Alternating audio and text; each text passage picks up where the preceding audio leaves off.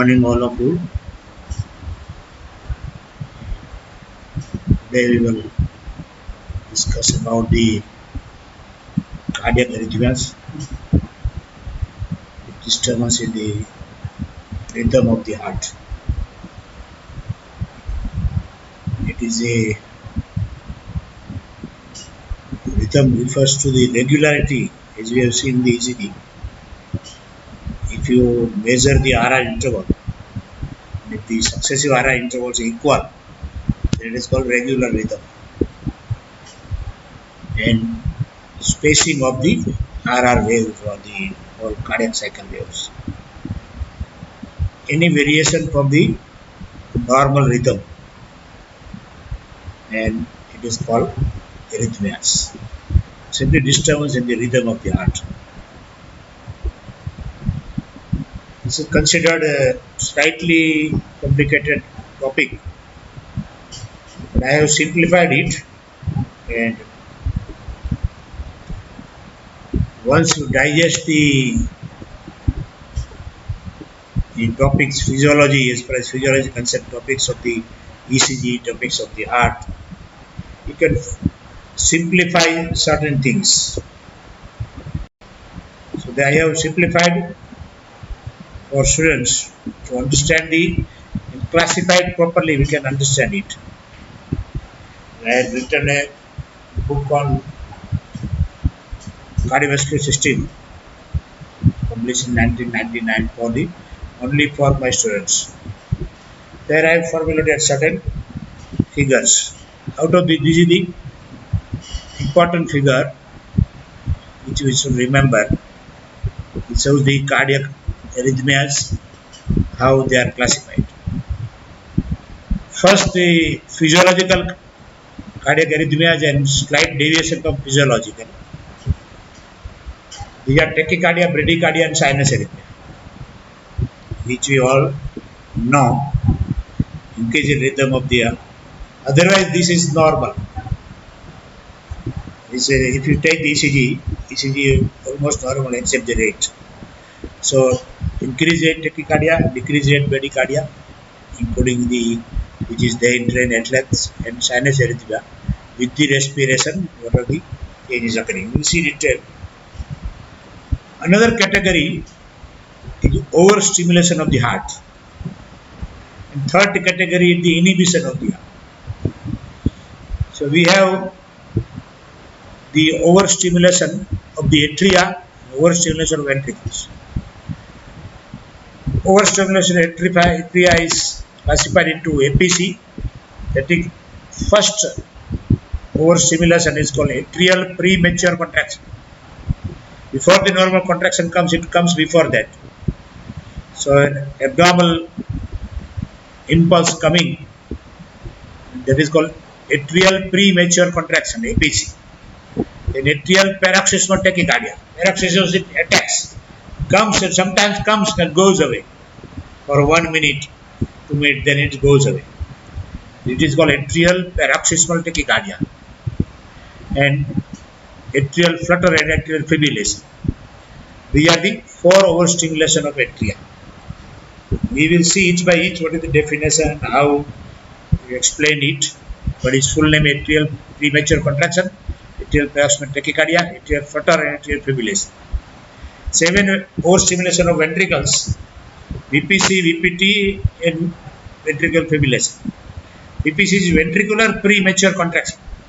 Is it when the focus lies, the ectopic focus lies in atria.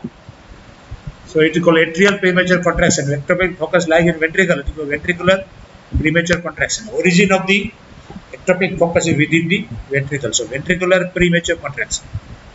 The ventricular paroxysmal tachycardia. It comes and goes away. For 1 minute there will be very high rate of ventricles. And then it goes away. So we will see each by each. But how can you identify whether it is atrial or ventricle? Atrial, you will see the ectopic focus if it is there in atria, abdominal focus. This is a normal focus. There is SA node, internal pathways, AV node, and all these. But if there is ectopic focus, this is comes before the Once the impulse is over, before the next one it comes. There is premature contraction, premature excitation. If it is in atria, then it will excite both atria, it pass through the AV node, then ventricles. If in ECG you will see P wave, QRS complex, everything, except rate will be high. So if atrial premature contraction, atrial paroxysmal tachycardia, you will see the P wave, QRS complex, T wave, etc. All.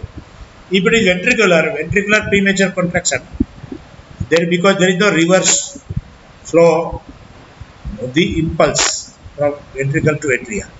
So there will be, in such case, there will be absence of P wave. That is characteristic picture. In ventricular premature contraction, you will see only QRS complex. It will not be, if it is P wave is there, it will be separate from that. It is not connected with this. So ventricular paroxysmal tachycardia is the absence of P wave in comparison to the atria. So this is important thing, the ventricular fibrillation. These are the overstimulation of the heart. Now inhibition of the heart. Inhibition depending on the part of the conduction system of the heart. Where there is a block, where there is a SA nodal block. The SA node, there is a generation impulse, there is a problem. Or there may be perinodal block around the SA node. There may be some block in the conduction. These are not very common. SA nodal block is common, but perinodal block is not very common, but it may be there. Then very important, the most important in inhibition or block is called atrioventricular block. It is traditionally called heart block because it is very common. So name heart block is given. So anywhere from the, after impulse is generated from SA node, before it reaches to the ventricles, this is atrioventricular path.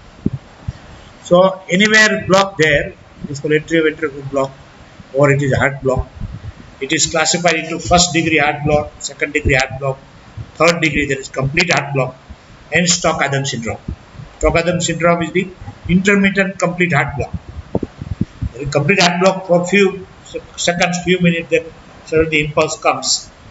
This is a dangerous for the certainly to the life when heart stops. So from the name of scientists who discovered, it is called Stock-Adams syndrome. Intermittent complete heart block. So complete heart block, the third degree, first degree, we'll see what are the details, but the just prolongation of the PR interval. Instead of 0.12 to 0.16, it will 0.20, 0.22. Every time it is 0.22. That is first degree heart block. In the second degree, there is a progressive increase in, first there was 0.16, then there was a 0.18, 0.22, 0.24, until it is one beat does not go to the ventricle. It is called drop beat. This is called second degree heart block. Then complete heart atrioventricular dissociation. It is complete heart block. Then you have the come down. There is bundle branch block. There is a bundle block, but which is not common. Bundle of is block is not very common, but very common is the bundle branch block RBBB or LBBB. Right bundle branch block or left bundle branch block. These are very common. So the right side bundle branch or left side bundle branch because it may have an infection or any other reason, we'll see. And last is the local Purkinje fiber area here is block. So there will be local block. There's a local Purkinje block. So you can see the 20 types of cardiac arrhythmias classified in a very smooth manner, simplified though you can understand very well. In and around physiological tachycardia, bradycardia, sinus rhythm is 3. Then overstimulation of atria, EPC, APT, flutter and fibrillation.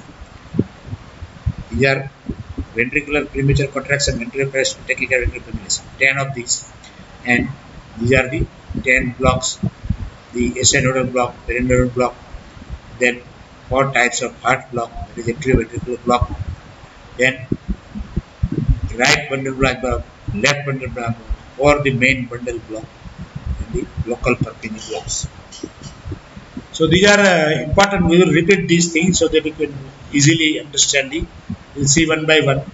These are the causes of cardiac arrhythmias. What may be the causes? Usually you see if there is a tachycardia, bradycardia, very common. If you run, you will be tachycardia. If you trained athlete, Then usually at rest you have bradycardia. If you have fever, you will have tachycardia. Thyrotoxicosis, adrenaline hormones, alcohol, caffeine. So that may cause the emotional outbreaks may cause tachycardia. If there is an effect of nerves also, physiological nerves, vagus nerve, it depresses this SA node, so they decrease the rhythm of the heart. Sympathetic increase the rhythm of the heart. These are the reasons you know. Then there will be ectopic focus. Very important. There is a severe when there is a severe serious disturbance in rhythm like atrial flutter, atrial fibrillation. There will be what is called as a re-entry because of the lower refractory period. The same impulse may come again and again. If the lower refractory period, it will some impulse will excite ectopy. A impulse of ectopy focus will stimulate both the atria. Again, it will stimulate both atria. Again, it will stimulate because refractory period is decreased. Same way, it will pass here. The same thing can happen in the ventricles also. Ectopic focus and re-entry phenomena is very important for the gross pathology of these. Uh, then there may be blocks at various sites. As we have discussed, there may be conduction blocks. Very important is there may be valvular defects like mitral stenosis.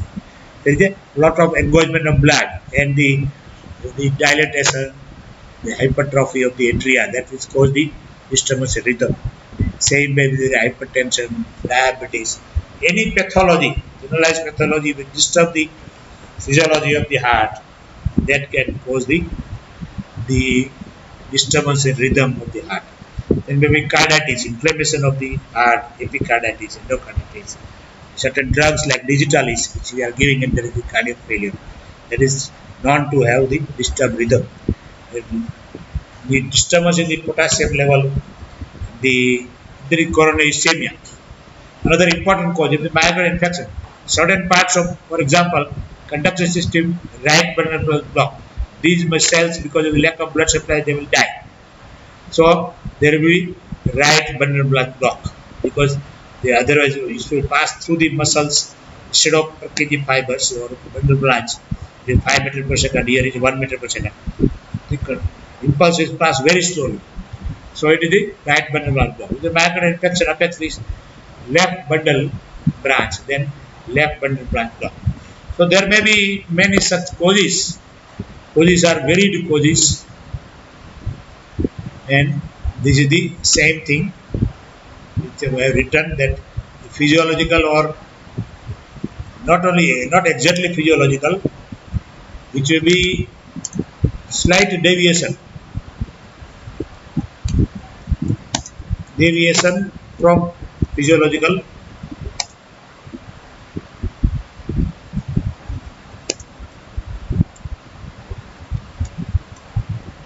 not normal rhythm. So slight deviation from the normal rhythm. Such arrhythmia, tachycardia, bradycardia, and sinus arrhythmia. As we already seen, overstimulation, APC, atrial premature contraction, APT, atrial proximal tachycardia. They also called supraventricular tachycardia, atrial flutter, and atrial fibrillation. Overstimulation of ventricle, VPC, VPT, ventricular fibrillation. These are 10. Then the inhibition, nodal block, sinoatrial block or poinodal block, atrioventricular block, which is traditionally called a heart block, first degree, second degree. The first degree is fixed increase in PR interval. Second degree progressive increase in PR interval, there is one beat is lost. Third degree is complete heart block. Stochastic syndrome, intermittent complete heart block. Right bundle branch block, left bundle branch block.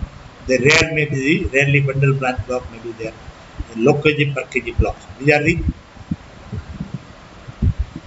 So I told you the reasons that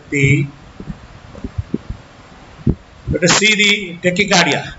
Usually rates may be up to 120 per minute. Is sometimes higher, and everything in the ECG is normal.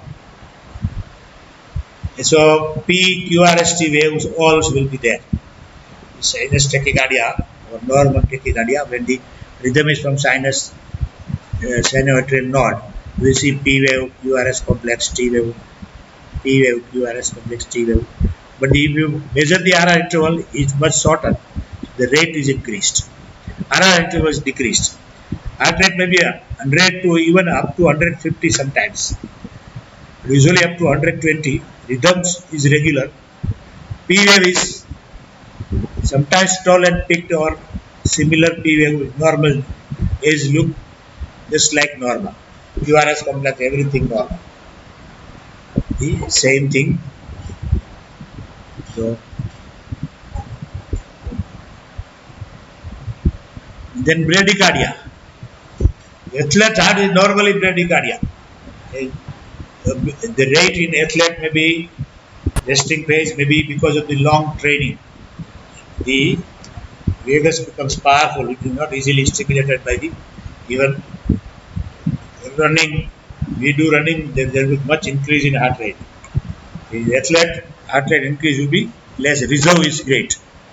So there may be physiological adaptations and size of the left ventricle and others. These are the reasons. But normally also heart may be 60 or below 60. So this is called athlete's heart. This is bradycardia. The RR interval is much increased. You can see this 5, 5, 15, 20. Then it is 1, 2, 3, 4, 5. 25 plus 1, 2, 3, 4. So it is up to almost 29. Instead of the normal 20, it is 29 smallest squares. So RR interval is greatly increased. If you rate, take out rate, it will be 60 or less than 60. So this is the sinus bradycardia. What are the physiological causes? I told you running and all the athletes. Medical, sometimes medication you are taking some drugs, and these are the abnormal causes also. Then it is called another sinus arrhythmia. Sinus arrhythmia is the uh, with the respiration, because what happens, the cardiovascular center and the respiratory center lying side by side in medulla oblongata. So that leads to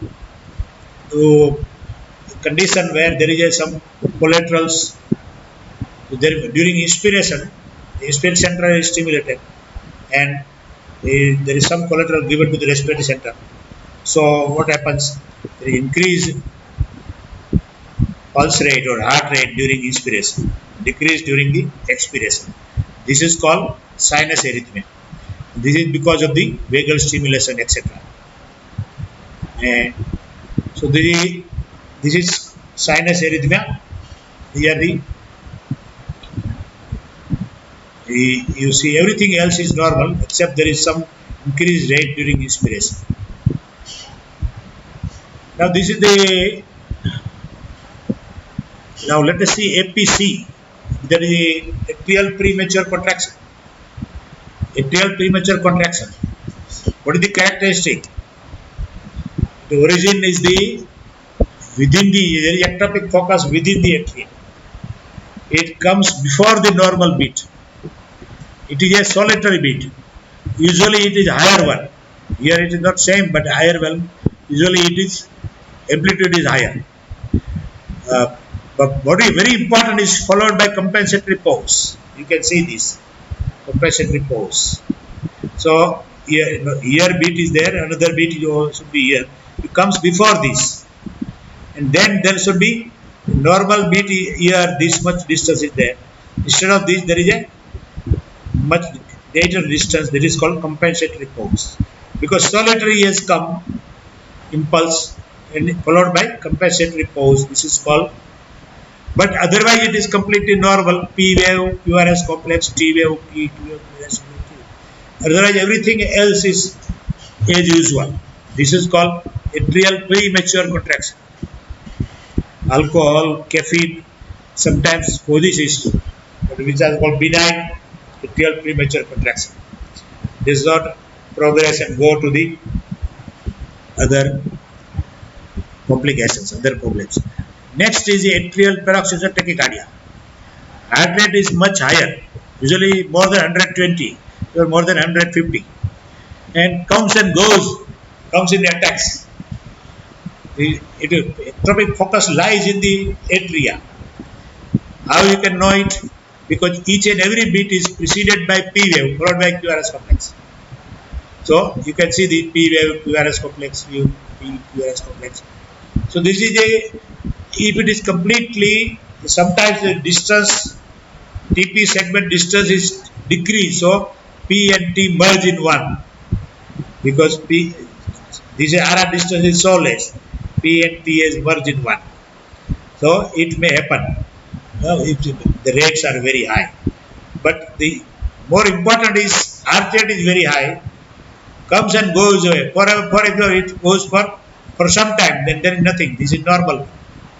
Comes and goes away. This is called paroxysmal, comes in attacks. It's much stronger amplitude. Amplitude is higher. It's not shown here, but actually it's much higher amplitude. And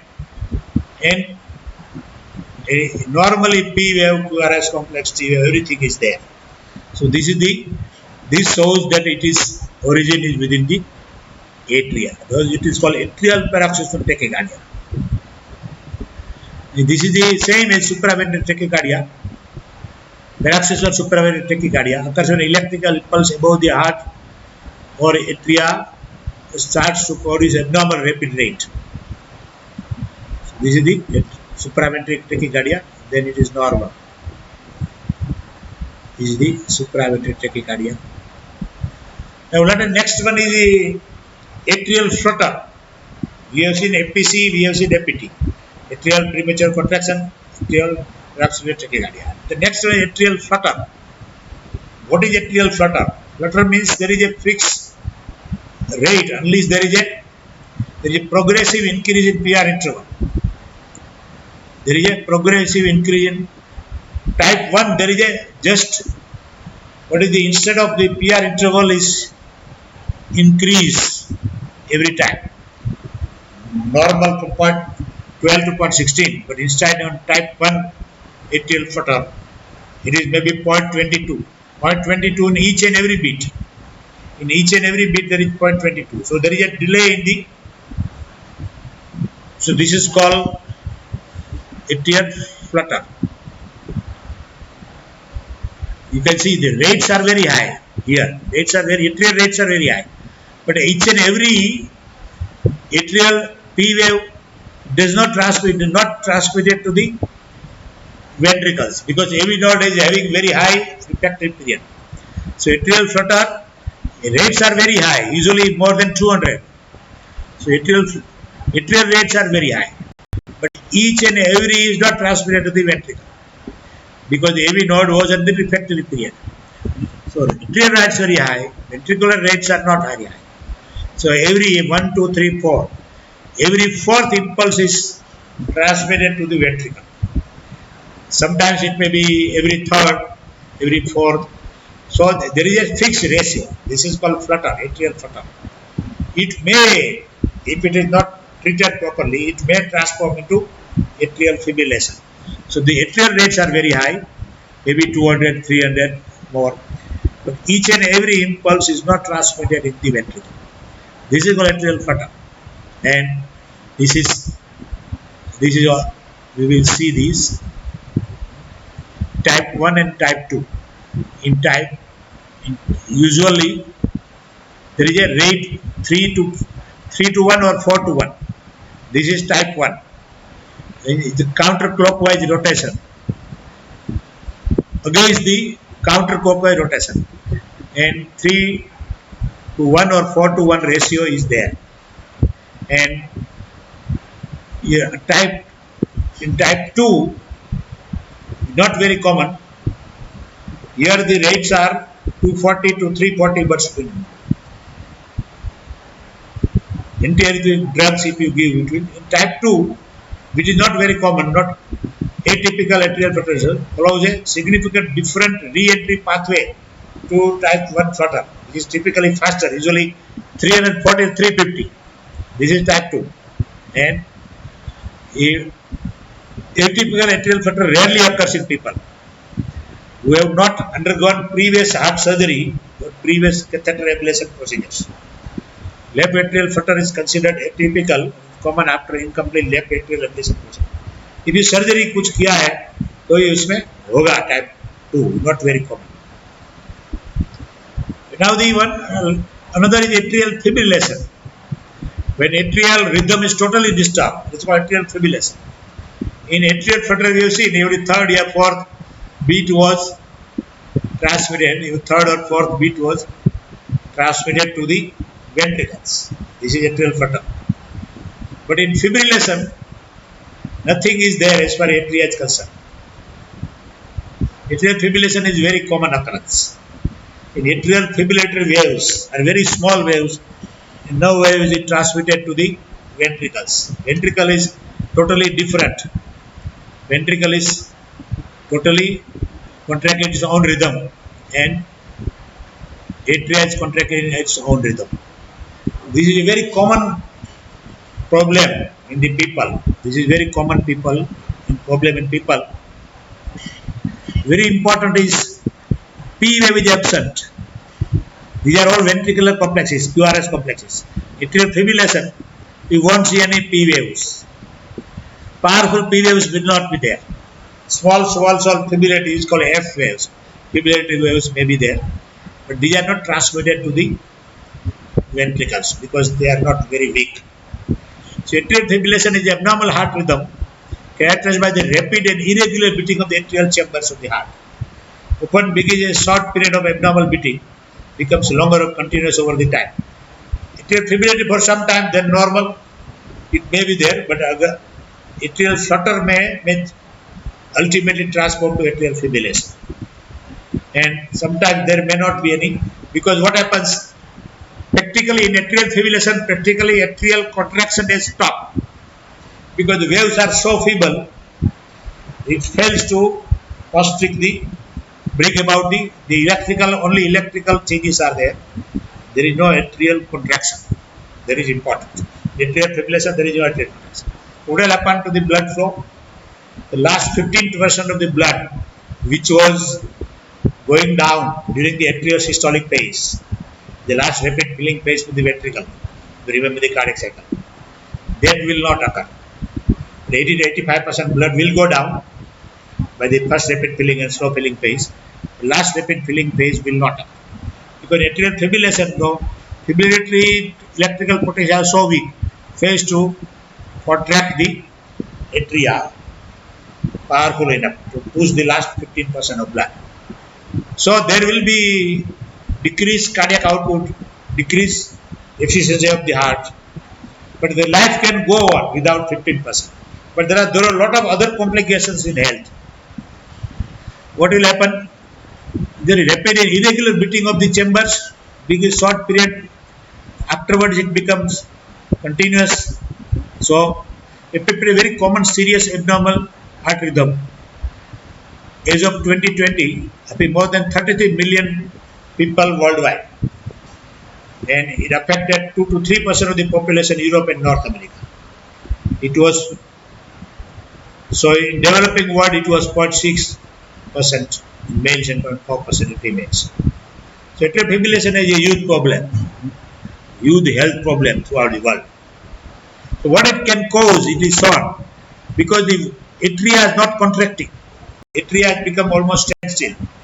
So that causes the movement of blood in atria does not occur much. The 85% goes down, but there is no movement of the walls of the atria.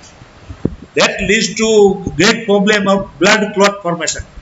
Blood clots are formed in the atria.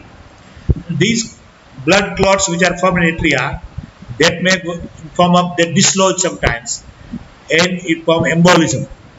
Either embolism may stuck in the brain, it may stuck anywhere in the body. If it stuck in the brain, it causes stocks. Or so this is the common problem. That means these clots going in brain and causes the CNS stroke. That is a huge issue, health issue. There is other side also. It may This may cause. But usually, what happens? You don't feel your heart rates. What is the patient perceives because the beating is so slow, it does not propel the blood downwards, but beating is going on. Very slow beating, but very fast. 400 rates, 300, 400, 450 rates. So the heart beating of the atria is very rapid and irregular. So it is perceived by the, we feel our pulsation, we feel our pulses, feel our heartbeats. That is called palpitation. Usually we don't feel our heartbeats, but when in chest we feel our heartbeats, it's called palpitation. Then exercise intolerance. If you start exercising, you will have chest pain, or you have to sit down, or you have the breathing problem in breathing. So you just tired.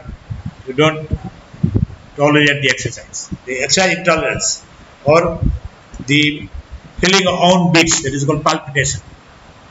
So because there is a ischemia, supply of oxygen, because the feeling, proper feeling of the ventricle is not there, and that will lead to the right side atrial failure, and that lead to right heart failure also, congestion of the lungs.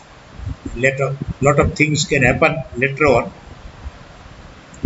Electrophysiologically, what happens is multiple theories about the cause of atrial fibrillation. But more common in, especially in India, most common is the mitral stenosis. In the heart, this valve, mitral valve, this uh, stenos because of the rheumatic fever in childhood. It's very common. So that causes the dilatation. A lot of blood is there in the left atrium.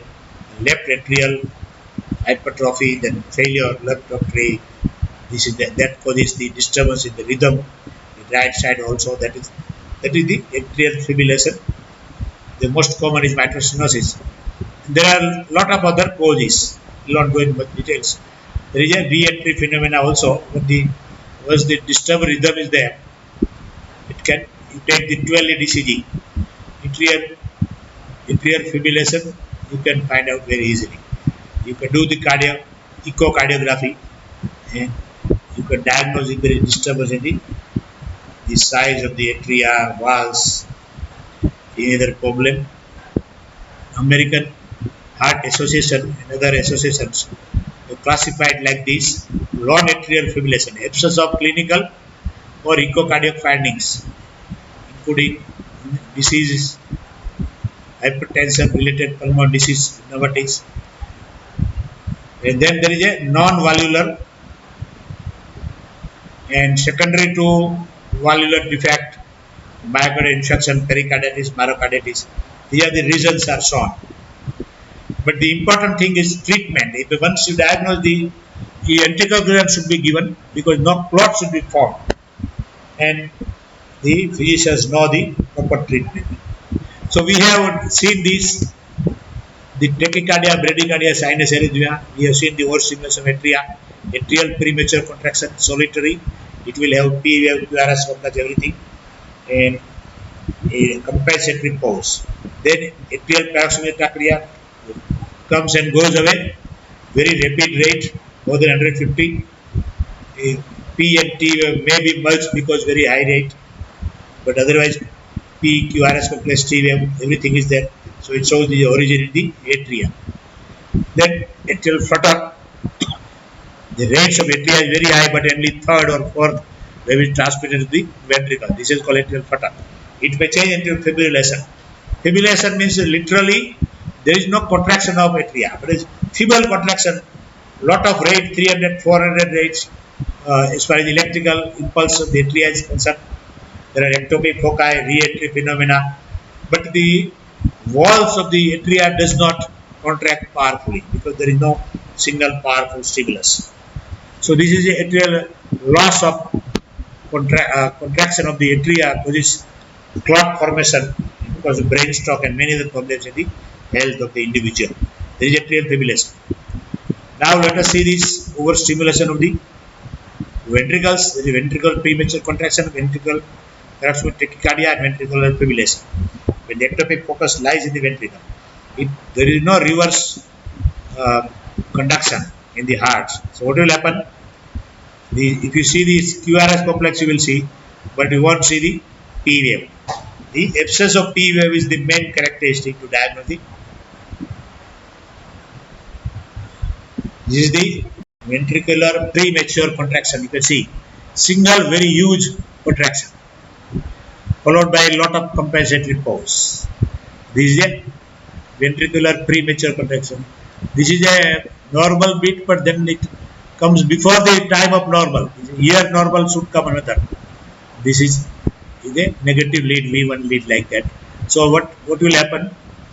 It comes before the normal one, very huge, or followed by compensatory pause. Only solitary, there is nothing else. Otherwise, there will be normal. Normal rates will be there. This is only solitary. So ventricular premature contraction, and that this is the. It should not be having the P wave. This is a T wave, but there is no P wave. You see absence of P wave here. Here, this is a T wave. Some abnormality with all T wave is there. Here you can see very well. There is no P wave. Then it depends on the leads which you have to record it. So there is solitary QRS complex. There is a, so this is the ventricular premature contraction. How to diagnose the absence of P wave? Then you can say the focus lies in the ventricle. The ventricular paroxysmal tachycardia. Same is extremely this one. Ventricular tachycardia. There are no P waves, but slowed one because of abnormality. The QRS complex duration is greatly increased, but otherwise the rates are very high, more than 150, maybe 200, 250 like that. Only you send QRS complex. There is no P wave. So this is the ventricular tachycardia. Absence of P wave, you can say it is ventricular tachycardia. There is no P wave here. This is a QRS complex T, QRS complex T, QRS complex T. There is no P wave. So you can say it is a ventricular paroxysmal tachycardia, or then it will be normal. For a half minute, 1 minute, then it's normal. Ventricular tachycardia is serious. Atrial, okay, because if there is no blood going from atria, only 15% of blood flow will be affected. But even if there is a ventricular premature contraction, you should be very careful if you detect it. You treat immediately.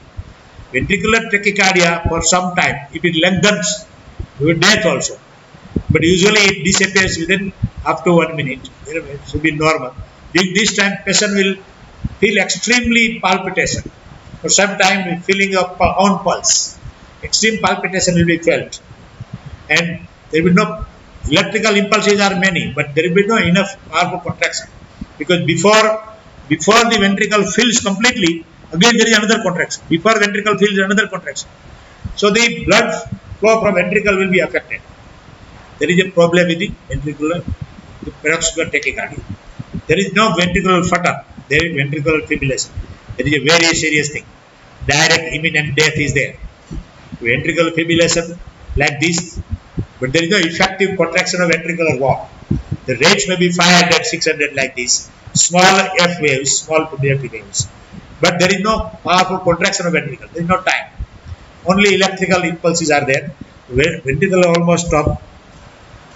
Immediately you should give the defibrillatory shock if available. If you are there outside, not in the hospital, then you can give the CPR. You have to give the cardiac massage, respiration if this is affected. Otherwise, give the cardiac massage. It may start. These are very serious problem. If this ventricular fibrillation ends within half minute, 1 minute, otherwise it will have damage on the brain, and for 5 minutes there may be death. So these are all ventricular fibrillation. So it is life-threatening heart rhythm that results in rapid inadequate heart. So there is no blood flow out of ventricle because ventricular fibrillatory wave is very rapid, life-threatening rhythm. There is no effective contraction. You have to cardiopulmonary resuscitation, CPR is to do. resort to, and the automated external defibrillator. The defibrillator is available. You give the powerful shocks, emergency treatment, and sometimes you can reverse is the internal pathology. So we have seen like this tachycardia, bradycardia, sinus erythema in around the physiological. You have seen post stimulation atria, atrial premature contraction, atrial harassment, tachycardia. This will have P wave, then QRS complex, everything. Atrial flutter, 3 or 4 which transmitted to the ventricles. Atrial fibrillation, almost no contraction, only electrical impulses in the atria. That is because there is a reduced in ventricular filling. So the exercise intolerance will be there. The bigger problem is the clots in the atria, maybe dislodge, and all the brain, it can dislodge in the brain embolism. In the ventricles, ventricular premature contraction, earliest sign of danger. Solitary single, there will be no P wave. Because very powerful and followed by compensatory pause. Ventricular paroxysmal tachycardia goes for half minute to 1 minute. Maybe increase, there will be life threatening. Then it comes and goes away, but there is no P wave. Very powerful, same as this, but rates are very high. So there is no P wave preceding this. Then ventricular fibrillation is life threatening.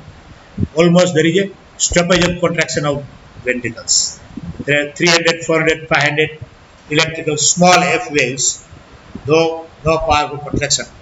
You need the immediately defibrillator or the CPR, and it is a life emergency. So this much we have seen. This is the sinoatrial block. In blocks we have seen the, let us see blocks now. It is the, if SA node is blocked with delayed conduction, there may be there. The perinodal block may be there. It's not very common, but it may be there. In atrioventricular block, this is called heart block, very common. First degree heart block, second degree heart block, then complete heart block, third degree, then stroke Adam syndrome. These are the blocks. And then right and left bundle branch block. And then Purkinje block. These are the blocks. Let us see. This is SA nodal block. Delay of discharge from sinus impulse, beginning of the P wave. So delay is constant. Delay every time there is delay. If the activity of the sinusoidal node is not noticeable on the ECG, ECG will appear fully normal. First degree sinusoidal block can therefore not be diagnosed with the ECG.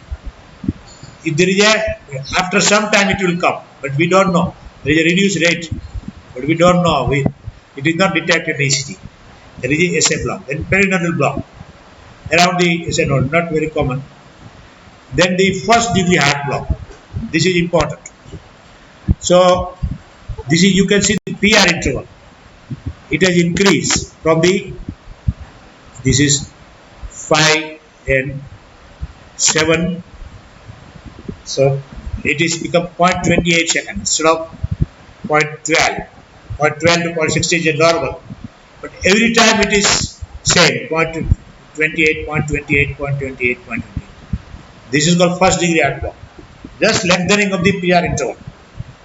So there is some conduction block, atrioventricular block, anywhere between SA node and when current goes out of the AV node, between that there is some block. But these blocks is regular every time, and there is no other symptom except there is a consistent prolonged PR interval. This is the first degree heart block, and so this is again this. So where the PR interval is there, that is short. Beginning of P, QRS complex. It is about 0.12 to 0.16. That is lengthened to 0.28 in above case. So it is the first degree heart block. Every time it is increased. In second degree heart block, see, PR interval is increased, but it lengthens every time, and until there is a P is not conducted downwards. This is a PR interval is 0.28 second, 0.38 second increase. Now it is dropped. So here there is no QRS complex. So there is a progressive increase in PR interval. Second degree heart block, PR interval is increased, but it will increase every time. From 0.28, then 0.38, then now there is a no QRS complex. Only P wave is there. So third impulse is not gone down. It was there in flutter also, but flutter there was very high rate. Here there is a block that was overstimulation. So the here the PQRS complex, PQRS complex, there is increase in PR interval, progressive increase in PR interval. Here there is no progressive increase. The PR interval was more 0.28, but every time it was 0.28. There is no increase in the PR interval. It is delayed is there, so it is first degree heart block. This is second degree heart block when there is a progressive increase in PR interval every time until a beat is dropped. It does not travel downwards. So it is not followed by QRS complex. This is called second degree heart block. The first degree heart block there is a fixed more PR interval. Second degree heart block, you can see the progressive increase in PR interval until it is not downwards. There is no one PR interval, but there is no impulse going to the ventricles. So there is a definite ratio you can see. Say 2:1 ratio, 3:1 ratio. In the atrial flutter also there is a ratio, but it was 3 P wave, then only one was transmitted. Here P wave is there, but first, second, third P wave, third beat QRS complex is dropped because there is a block. Here the rates of atria is very high in flutter. Here the rates of atria are normal. So, but there is a block. There is a progressive increase in PR interval. So the second or third beat is not transmitted downwards. Third degree heart block. You can see here the complete atrioventricular dissociation. This is P wave, then P wave, P wave. This it is not related. QRS complex and P are not related. That is called complete atrioventricular dissociation. The ventricle is contracting by either the heavy nodal rhythm or the Purkinje fiber rhythm or by its own. So this is idioventricular rhythm. They totally separate. The QRS complex are totally separate from the P.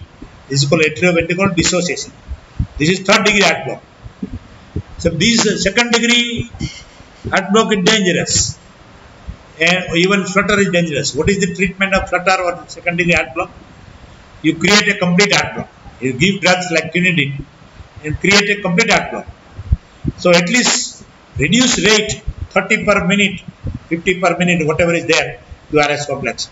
It will emit the blood regularly and life can go on at a reduced capacity. So this is a complete heart block, complete atrioventricular dissociation. The impulse which is generated from SN node is not coming downwards. It is regularly SN node, P wave, SN node, P wave, P wave, P wave. See, normal rate is there, but it is not coming down.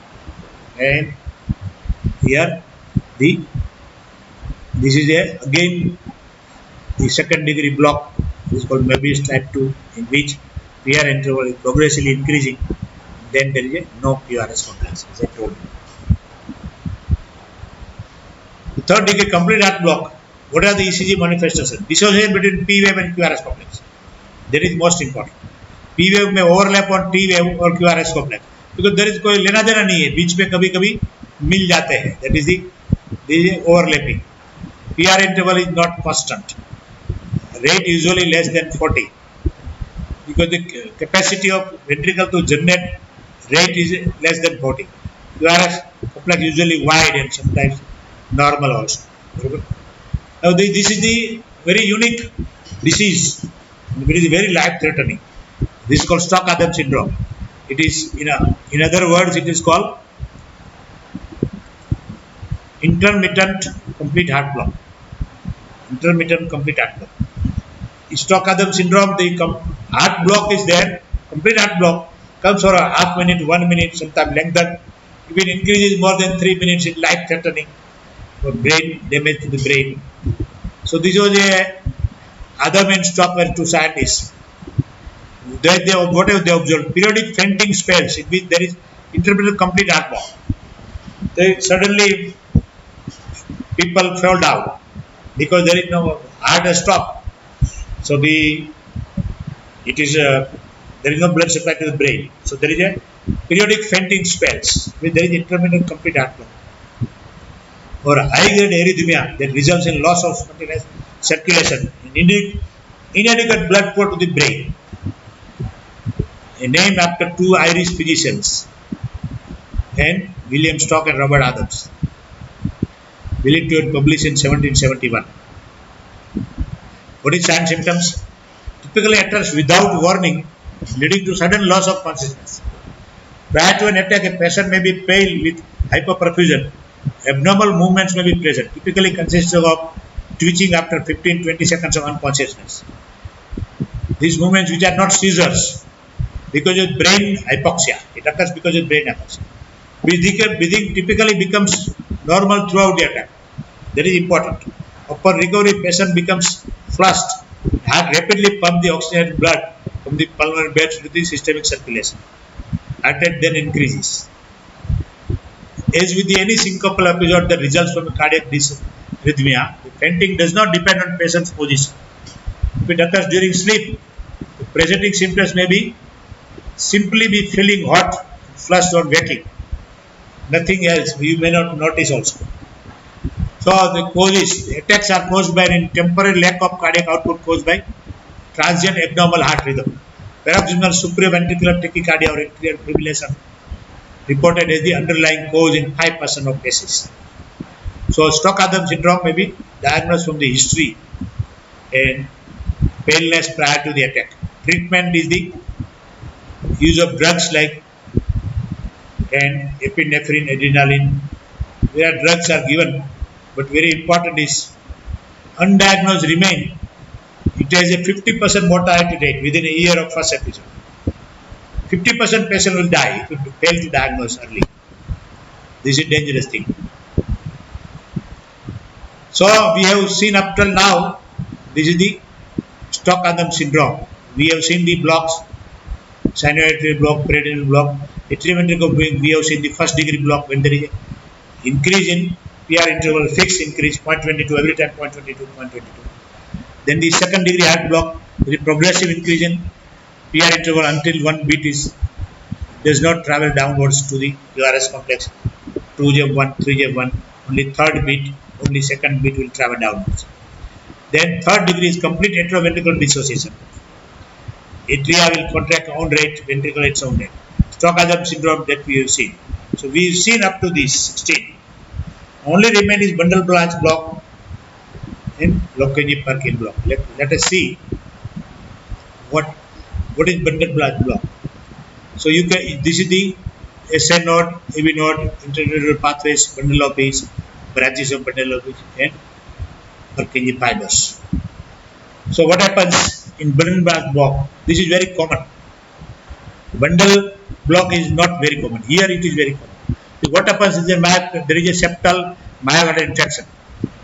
So there is almost cut in the right bundle, cut over here, because these cells have died. So it will these are Purkinje fibers. They will have 5 meters per second the velocity of conduction. But now the impulse will travel through the normal ventricular muscle fiber. It has conduction velocity of 1 meter per second. So on the right side, it will take much more longer time to complete the depolarization. In the atrial left side, there is a normal depolarization, normal contraction. This will take much longer time. So what you will see in ECG, you will see the extreme right axis deviation, because for a long period of time this was depolarization going on over here. The QRS complex is ongoing depolarization, and the QRS complex is much lengthened, so it is called bizarre QRS complex. You will see this. See, same way in the right side, left side, If this is blocked, the left ventricle will take much longer time to get depolarized. So there is extreme left atrial deviation and depolarization go for much longer time. QRS pattern is very typical in both these. Let us see this one. The right bundle branch block, the small r, capital S and a R dash. This is the pattern in V1. This is the another R. Small r, the R wave is V1 is always small. You know the negative deflection. S wave is big, deeper one, but the another R may be huge R. This is called small r, capital S, capital R dash pattern. In the right bundle branch block, there is the V6 lead. If you see, this is apex of the R. There will be RS pattern. This is a QRS, Q small Q, big R and big S. Actually, in V5 lead, you will see big R, but not big S. So the RS, quite prominent S. That is the V6 lead. Right bundle block. Left bundle branch, small r, big S. In V1 lead, small r and capital S. This is pattern in the left bundle block. And in the V6 you will see only R, which is very long and bizarre. Bizarre means you can see for long period of time this R goes on, because the left side takes very long time to get depolarized. So V6 is the near to the apex of the R. So bizarre left side depolarization. So the bizarre R, only R pattern, capital R pattern. This is only capital S pattern in V1, because in V1 negatively. So main current going away from it, but very deep S wave. It takes a long time, bizarre and long S wave. This is the left bundle branch. Right, you will see the R, S deep and another R wave. And here there is a big R and S wave. This is in the V6. So this is bundle branch block. You can again see the same thing.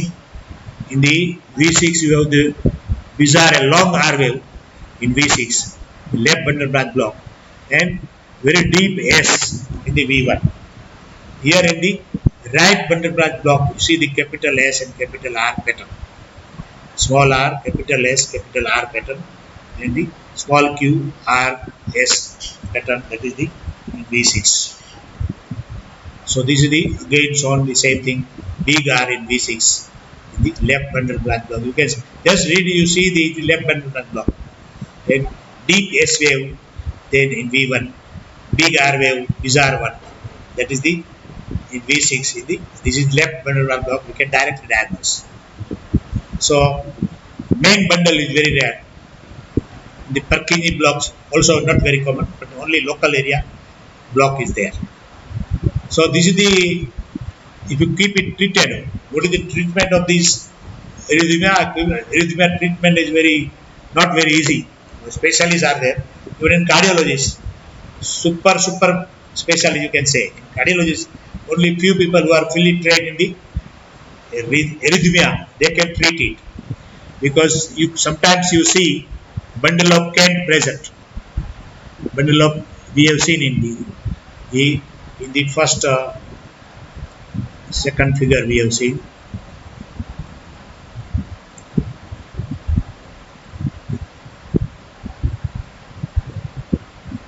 This is bundle of Kent instead of normal bundle of his.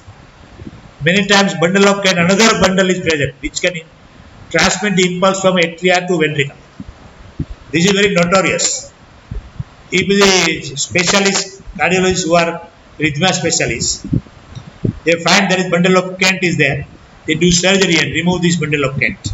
There is an important part of treatment. Bundle of Kent is present sometimes between, otherwise the atria and ventricle fully, their fibrous tissue, not only bundle of his will pierce through his and conduct the impulse from atria to ventricle. The bundle of Kent is present.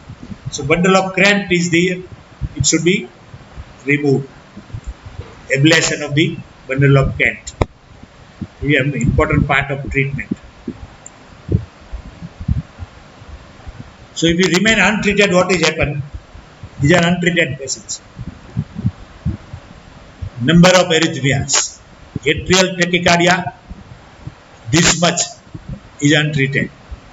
Supraventricular tachycardia, junctional tachycardia, this much. Ventricular arrhythmia, huge amount is remain untreated. And sinus bradycardia, a large part is treated because you find out complete atrioventricular block is treated because patient come to you.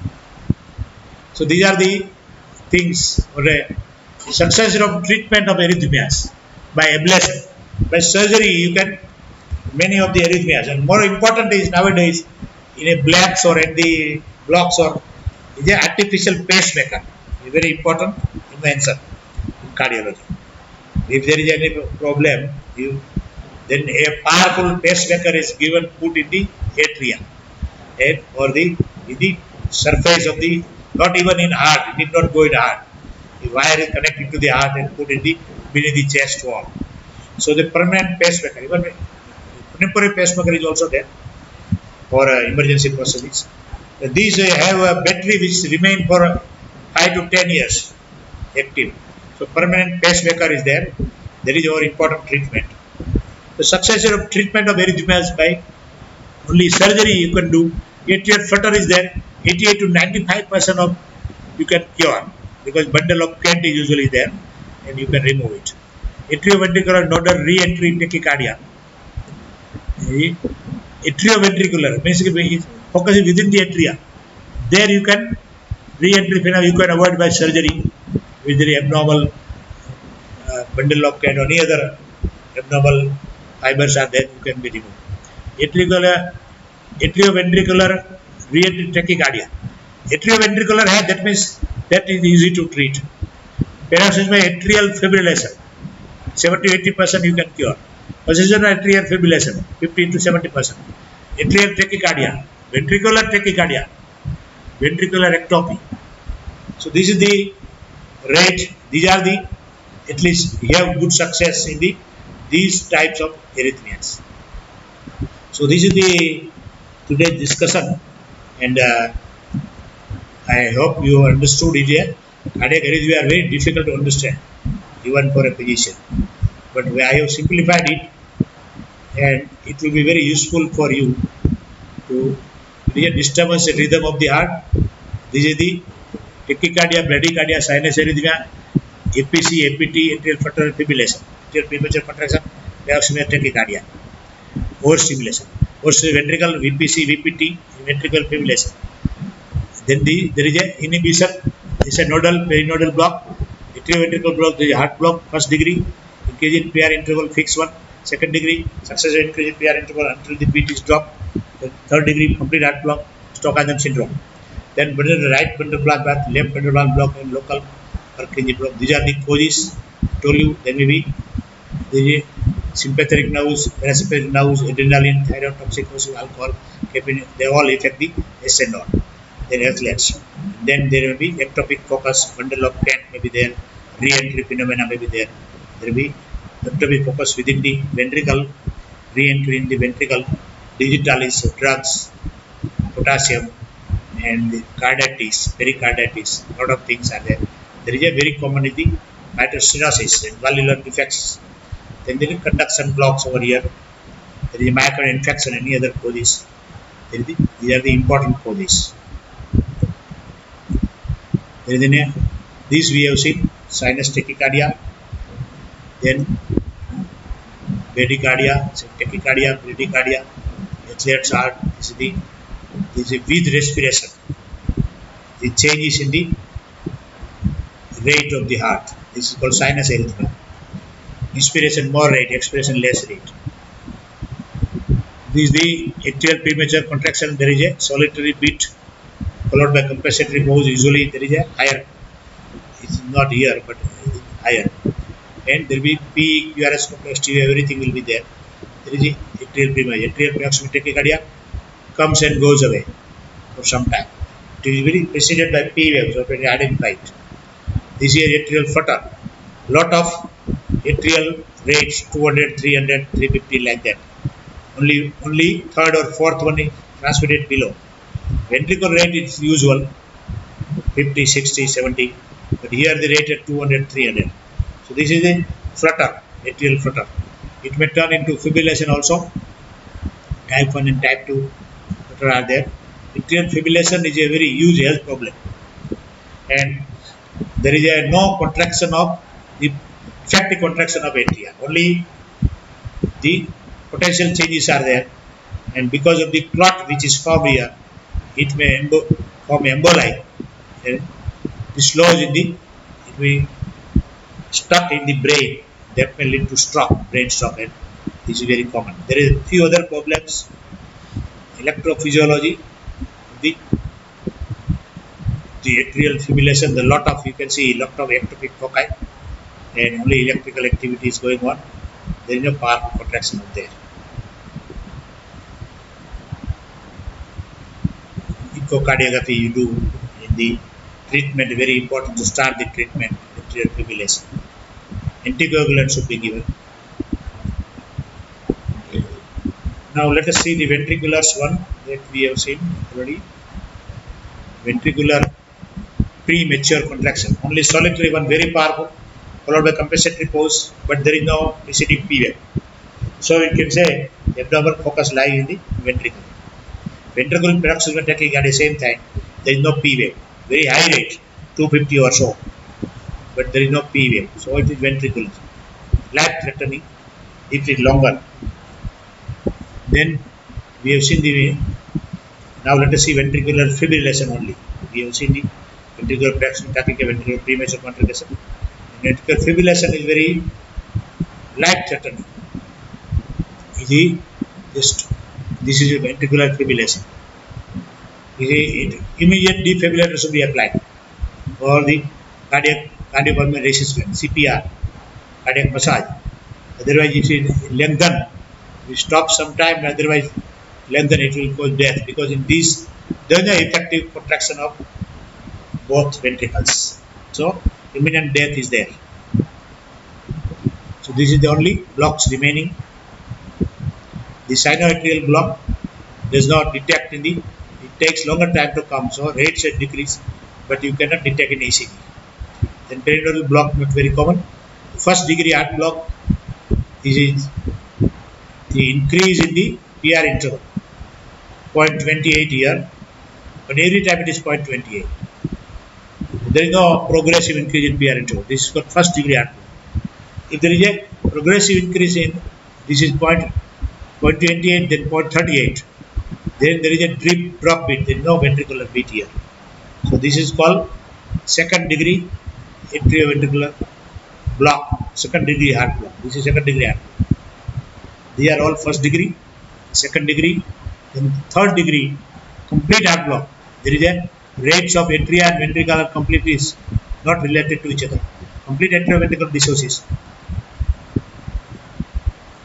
These are the complete atrioventricular disease. Only P wave, this QRS complex, the rates are low.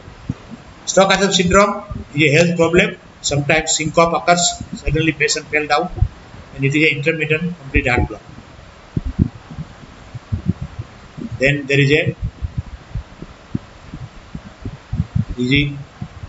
right bundle branch block or left bundle branch block.